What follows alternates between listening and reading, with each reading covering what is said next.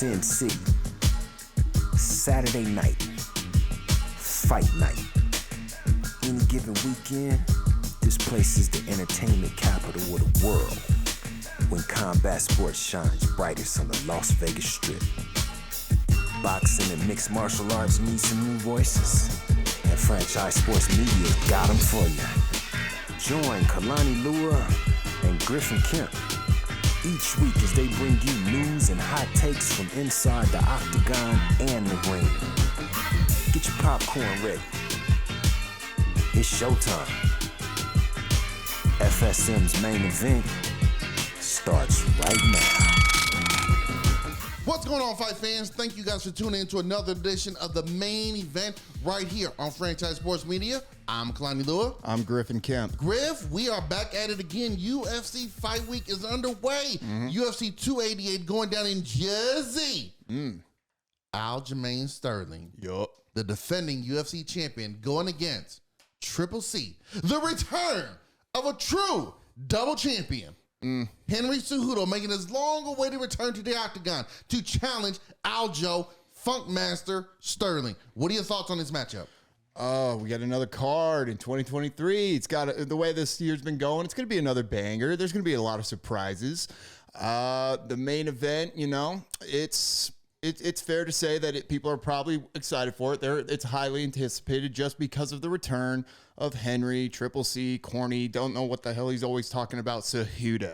All right? So if you say all that, why would people be excited? Man, You just because people be excited, but you just trashed the dude for being corny. Because people, that's what he does. It's a lot like Jake Paul. They come to see the corny guy, the loud guy, the mouthy guy get his, all right? It is very cringeworthy. I will admit that. But hey, he leans into it dramatically. I mean, that whole, like he's constipated on the damn toilet seat, whatnot. Granted, if he was standing here, first off, he wouldn't be able to go over the counter. But he is a bad, first off, we're making fun, but he is a bad man with Jamma. You got to admit, this dude right here, 16-2. One of his losses to Demetrius Johnson took a knee to the body. He also beat Mighty Mouse when he was at the top of his game. He's won belts in 2 different divisions, defending both of them on like some double chance. But it is an Olympic hero. It's a goddamn American hero. Show some respect. Goodness. I mean, baby, back in the day, that was 3 years ago. That was pre-COVID. Bantamweight, the sport of MMA in general, has passed him. It's gone into it's completely different now with real, just stone cold killers in the weight division. Keep going, but just listen. What you just said, it was... how far back ago it was. 3 years ago. The division has moved on. Yes. There's some stone cold killers in there. Yeah. Later on in this show, keep that same energy. Oh, we got it. I'm ready for you on that one. Energy. I got something for you on that. You keep that same energy. Please continue. It's just a different weight class now. Back then, Henry was fighting guys like steroid TJ Dillashaw and then a little bit older Dominic Cruz. Now you got guys like 6'8" Sean O'Malley. You got Merab. You've got Petr Yan. You've got Chito Vera, Cody Sanhagen. There is just boom, boom, boom, murderer's row. And he's going for the top dog. He's going for the top He's going for the top of the food chain with Aljamain Sterling. Look, I like this particular matchup. They both have a history and background in grappling. Aljo obviously training with Matt Serra out there doing his thing in the grappling department. We saw against Petr Yan what he could do. We know the wrestling effect of Henry Cejudo. What I'm curious to see is what happens when these guys are standing up. Aljo can strike with guys, but he's also shown he will mix it up a little bit more. Henry Cejudo, on the other hand, has also shown he's got a little bit of sting power behind his punches. He knows how to get that foundation set. A lot of wrestlers do. Even DC had powerful hands. You get that strong base, plant your feet, turn, hits, roll the shoulder over. Next thing you know, oh my God, this hurts. We will see how the ring rust goes. But I'll be honest, man, I don't know which way to lean on this particular matchup right here. Where are you going and how you see this might play out? It's just a matter of how Henry Cejudo looks when he gets in there. Like you said, the ring rust thing. I wish I could properly give credit to who I saw. It was a journalist doing an interview with Aljamain, but he said something that I really thought was pretty accurate. Ring rust is a real thing. It's just not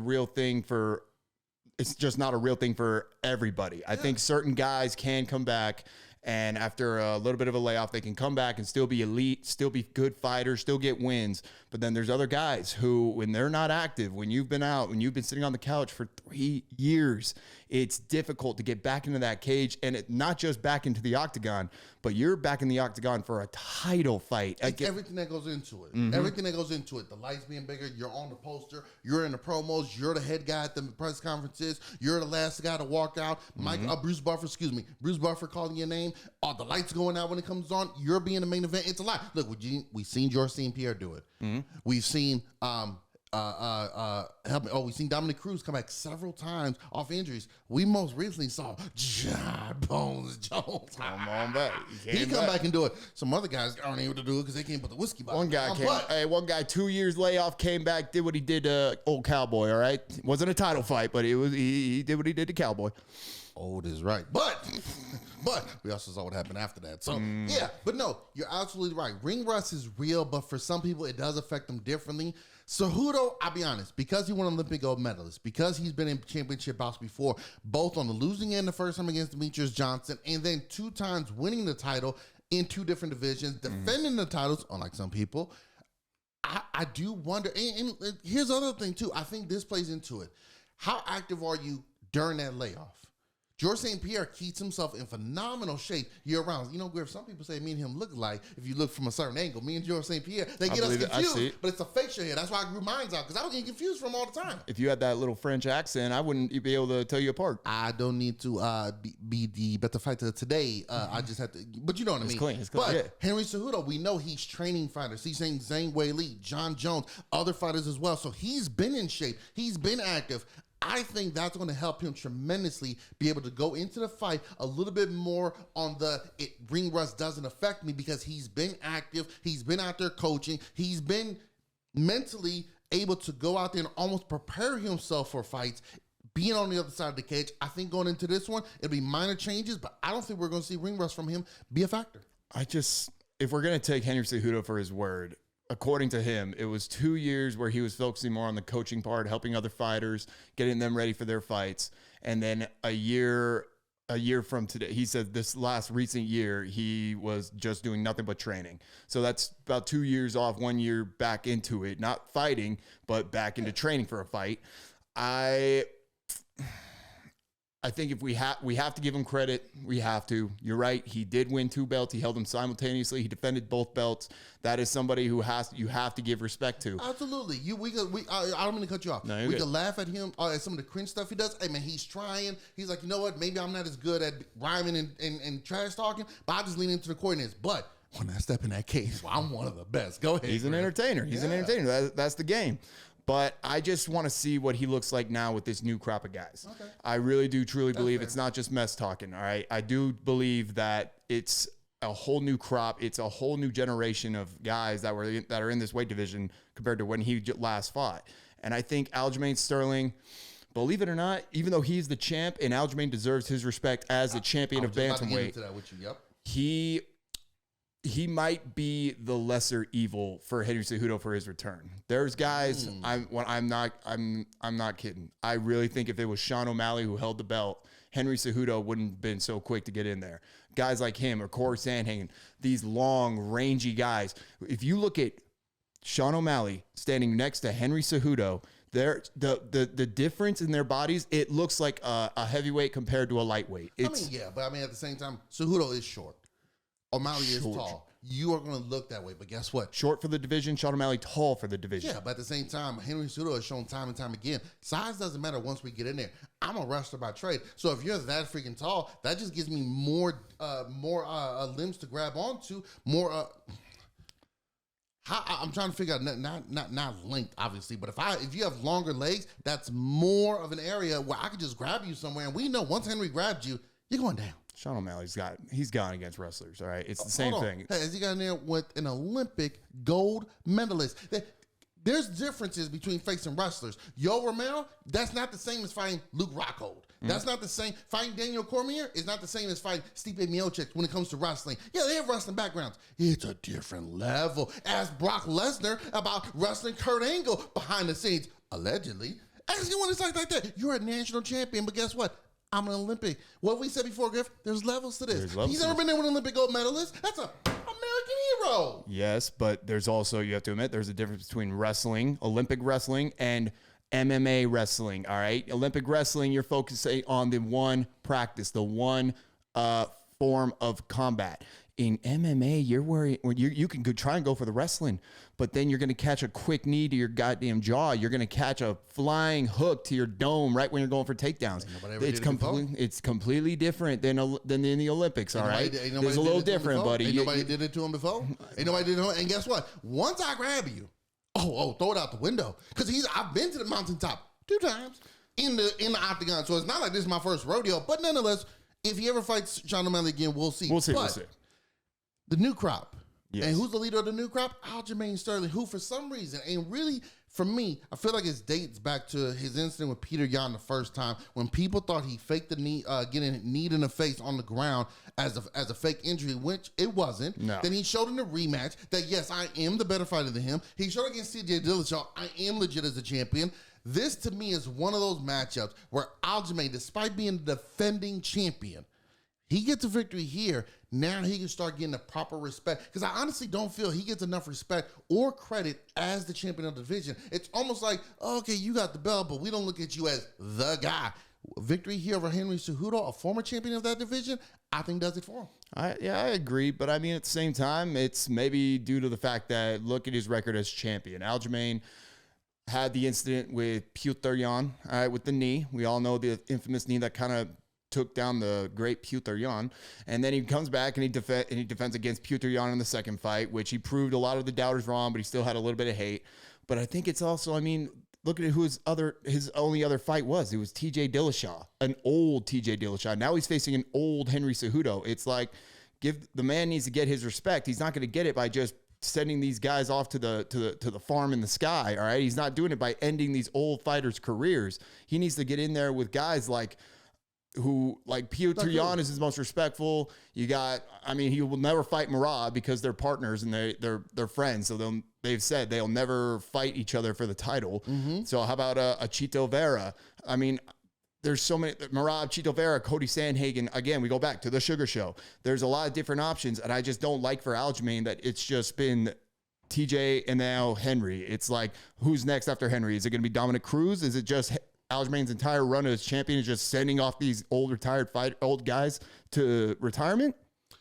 Well, that's an interesting point that you bring up. I'm glad you did, because you know me and my history. I like to go ahead and back it up. You got research. So, okay, he's only faced the old guys. Well, one, I'm facing former champions. These are guys who at one point in time in their career were the best of the best. Those guys you name, you got to earn your way up here, buddy. It's not my fault if you ain't earned your way up here. Somebody had the chance to beat TJ Dillashaw to get the title shot. They didn't. Aljamain Sterling has not lost since 2017. Who has he beat in that time? Well, we got Cody Stamen, Jimmy Rivera, Pedro Munoz, and you said, well, what about Cody Sandhagen? Yeah, he beat him in UFC 250. First round rear naked choke. Oh, I'm sorry. Yeah, 250. That was 2020. Hey, Sandhagen. Oh, where does he face? I already faced him. What year was that? 250? 2020. 250. That was back in June of 2020. I beat him with a rear naked choke. Then I went on to face Petr Yan, went against him twice. Then TJ Dillashaw. So guess what? Some of the guys you want me to face, I've already been through them. The guys who I haven't faced, they haven't earned their title shot yet. Sean O'Malley is possibly the number one contender after his victory over there. Yeah, so he'll be next, right? But I'm taking on Henry Cejudo. I'm sorry, do I want to take on Sugar Sean O'Malley, or do I want to take on Triple C Henry Cejudo, who I've been having this beef with, who we've gone back and forth with? If he's going to return, just like George St. Pierre did when granted, he went to another division that he had never fought in before. But if you're a returning legend, a returning champion, a returning future Hall of Famer, you're not taking on the middle of the pack guys. You're taking on a champion or a long-standing rivalry of someone in that particular division. So Henry coming back, it makes sense. Plus, if I beat him, okay, Chico Vera, did he just recently lose? He did, unfortunately. But you want me to face him even though he lost? No, listen, you're misunderstanding me. I ain't saying this as I'm not talking down against Aljamain. I'm not saying Aljamain deserves disrespect. Absolutely not. I'm just saying for him, if I was Aljamain, I would just say, for me, I wouldn't want my entire run as champ, especially when he's saying that he's not long for this weight division. He's talked about wanting to go up to featherweight, wanting to go up one division, which both him and Henry Cejudo have said that. Them boys want nothing to do with Volk. They want nothing to do with him. You steer clear Both of you. It ain't smart. All right. It's just, if he's not Alexander the Great Volkanovski going against Henry Cejudo or Aljamain Sterling, who do you like in either one of those fights? First off, have to see how Henry Cejudo looks coming back. No. Hold on. No. Listen to me first. Okay. Listen to me first. I'm listening. Got to see how he looks first to see what my confidence level is in either one. Have to see how he looks coming back. Have to see how Sterling looks in this matchup, because what does Cejudo have in common with Volk?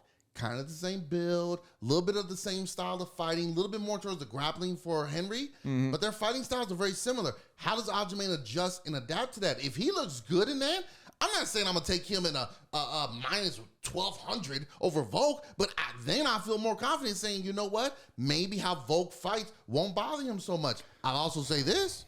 Henry Cejudo, that'd be a fantastic matchup for him. Because again, I can grapple. Would it? I got good power.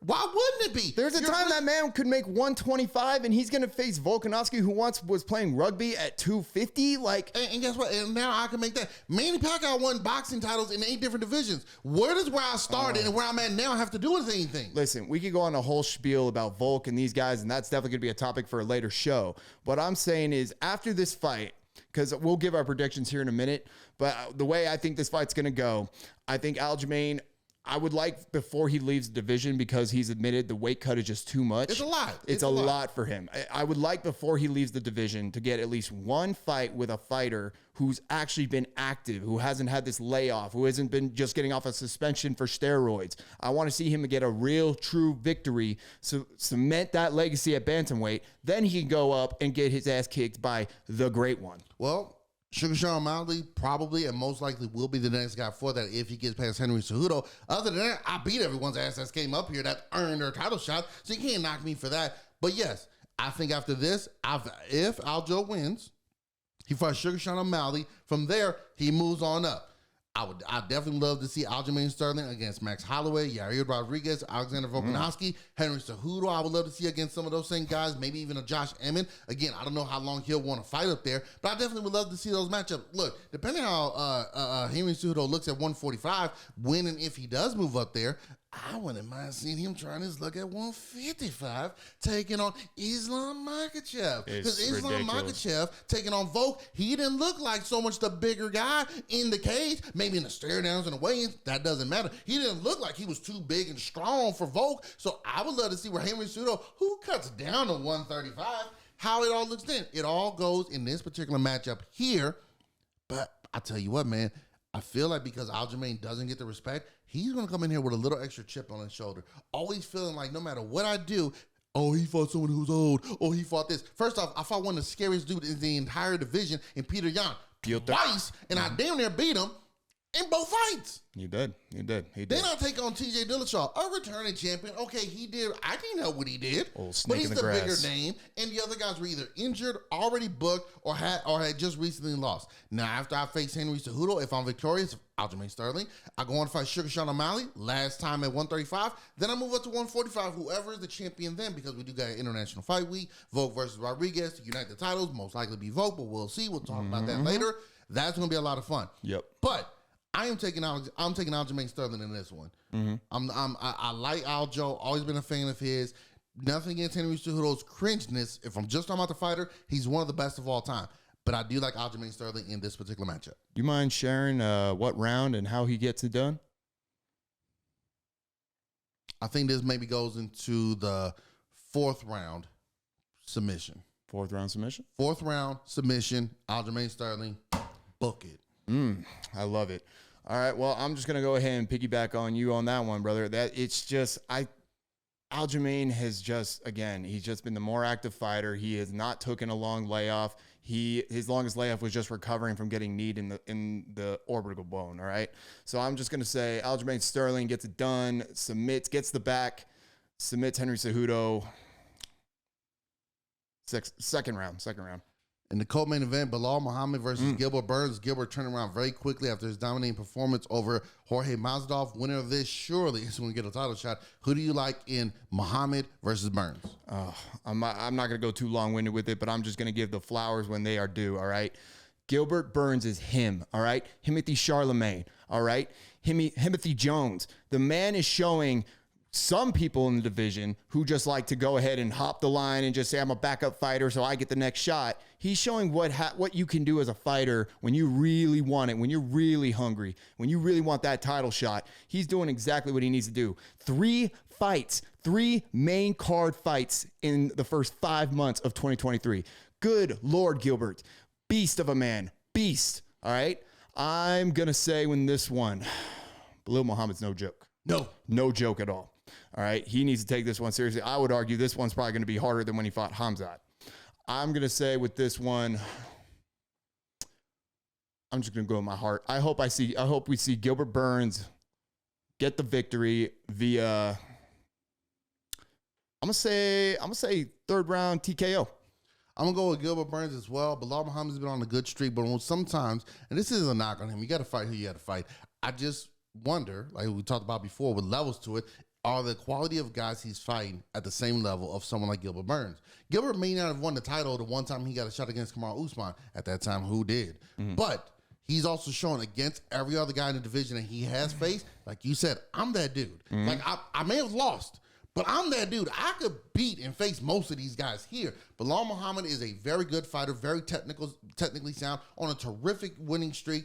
But it's not like he's taking on the top tier echelon of all the guys up there. Now, he did beat Vicente Luque, who was on a very good win streak. But again, Vicente hasn't shown against some of these other guys in the division just how good and dominant he can be. We've seen Gilbert Burns. I like Gilbert Burns as well, winning this particular matchup. So we got Aljamain Sterling and we got Gilbert Burns. Man, that means we can't say you were wrong and I was right. Come to recap. I know. They're going to be, we're going to get cards this year. We're going to be battling. We're going to be butting heads. Well, I mean, I'm in the lead so far already, but it is what it is. We're going to look back at the film. We're going to start keeping record of this. We should keep a record of it because I would damn sure be way ahead of you in We'll predictions. see. But nonetheless, speaking of being way ahead, it was announced that Jake Paul is going to take on Nate Diaz in a boxing match at 185. Yep. First time Nate has ever been up there that heavy and now in boxing. But most recently, he got some trouble because down in New Orleans, in the bayou, and it was raging Cajun titties. Whoa. You know, because of the... Mardi Gras. Mardi Gras. Yeah, I know. He ended up choking out what people thought at first was Logan Paul, but it just turned out to be a lookalike. Choked him out, put him to...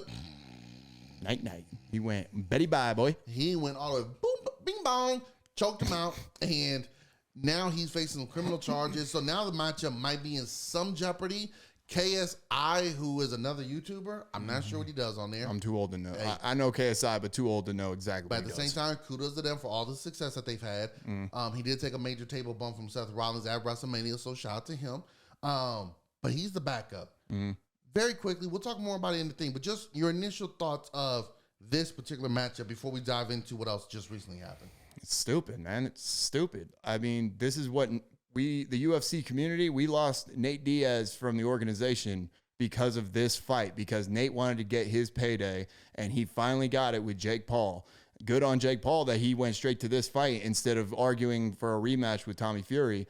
But, I mean, now, after all that, after he leaves the UFC and he finally signs the dotted line, it's maybe all going to go up in smoke because he was down there in the bayou and decided to choke out, which, by the way, but looking at the video, it's self-defense. I mean, the guy was walking away from it. He was trying to go across the street and get away from it. At some point in time, I can only back up so much. So it's not on Nate. It's just, hey, I put you out, buddy. Exactly. It was self-defense, the videos, whatever. But it's just stupid because it's like, if you're Nate Diaz, Nate's no punk. Nate's going to do what Nate's is going to do. You can't control Nate Diaz, but you wish that there was just a little more protection maybe in his inner circle of being like, yo, maybe instead of staying out there in the bayou, and it looked like it was like a big old riot fight. It was a big brawl. So all the guys who were in his crew, they were all battling guys, choking everyone out, punching them in the faces, et cetera, et cetera. Nate's trying to walk away from it. The dude got him up against the building, and Nate's like, fight or flight. To me, I hope that there's no real criminal charges brought against me. It all gets dismissed because the video does show it is self-defense. It's unfortunate he was in that position, but at the same time, it just goes to show, why would you challenge a UFC fighter? Why would you challenge a pro fighter? Why would you trade with Nate Diaz, of all people, man? I have no idea whatsoever. It came out the guy might have a little bit of training in BJJ. He's a Logan Paul lookalike, and I guess he's actually like been on Logan Paul's podcast.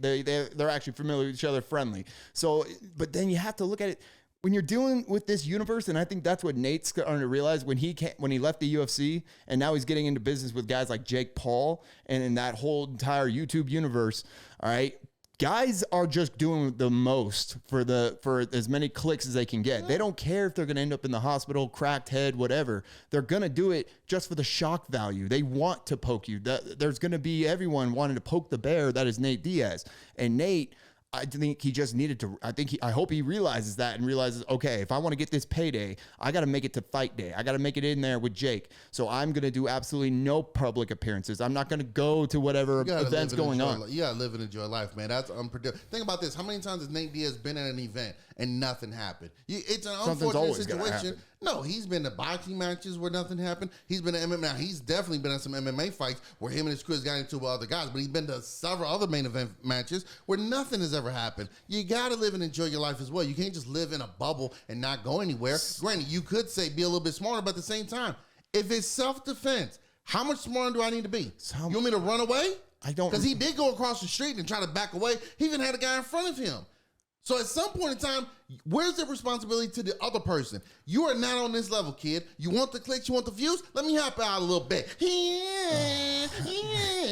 me help you out with that. So at the same time, it's like, yeah, you're the bigger name, you're the bigger star. But where's the common sense and where's the personal responsibility on the other party as well? We live in a generation, in a community where it's okay for us to poke the bear, and then you find out when the bear bites back, oh, yeah, my feelings hurt, this and that. Guess what? The Grizzlies just found that out. You want to poke the bear with my Lakers?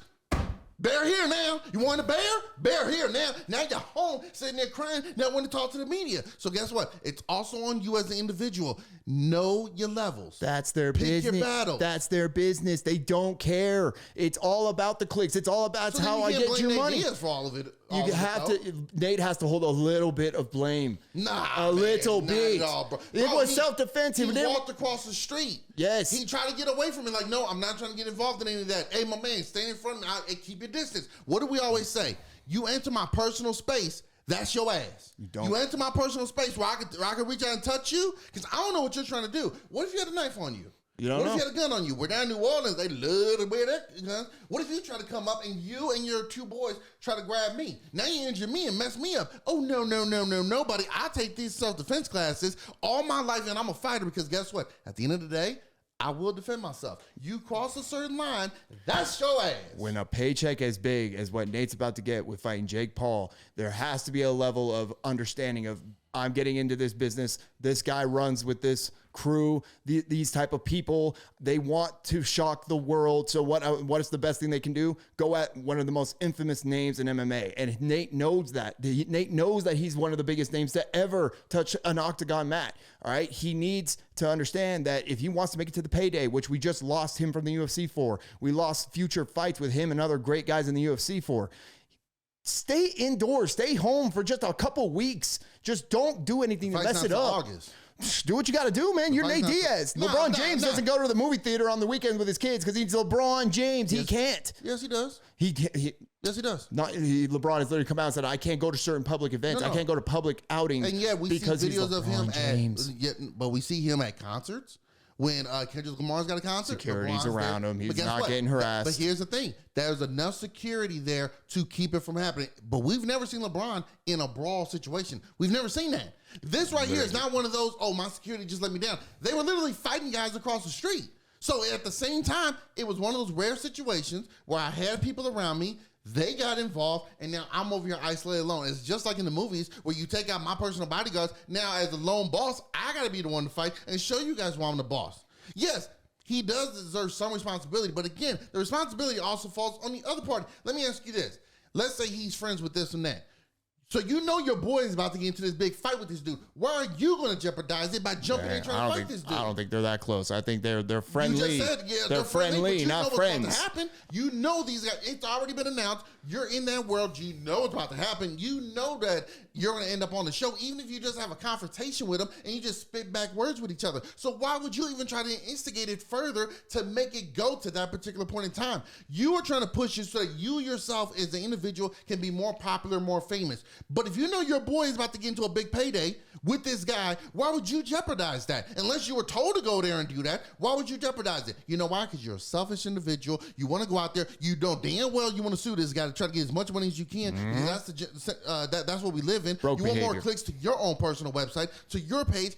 Bump that. At some point in time, personal responsibility. Just like people we see who pull pranks. Amen. Oh, it's a prank, man. It's a prank. Guess what? You pranked the wrong person, that's your ass. Yep. No, I just, no matter what, I hope we do get to see it. I would love to see Jake Paul just feel what it's like to fight Nate Diaz, all right? KSI, like you said, no, I'm not interested. Get Nate to the ring. Let's get it. Let's go. Well, we gonna discuss that particular matchup as it gets closer. But we're going to have to wrap it up here, Griff. Yep. It's been a great one. We're going to have to wrap it up. We got plenty more to get into in further shows. We obviously have the recap. So, thank you guys for tuning into another edition of the main event right here on Franchise Sports Media. Be sure to like, share, and subscribe. And come back when we recap UFC 288 going down in Jersey. I've been Kalani Lua. I'm Griff and Kalani. Till next time, fight fans. Peace.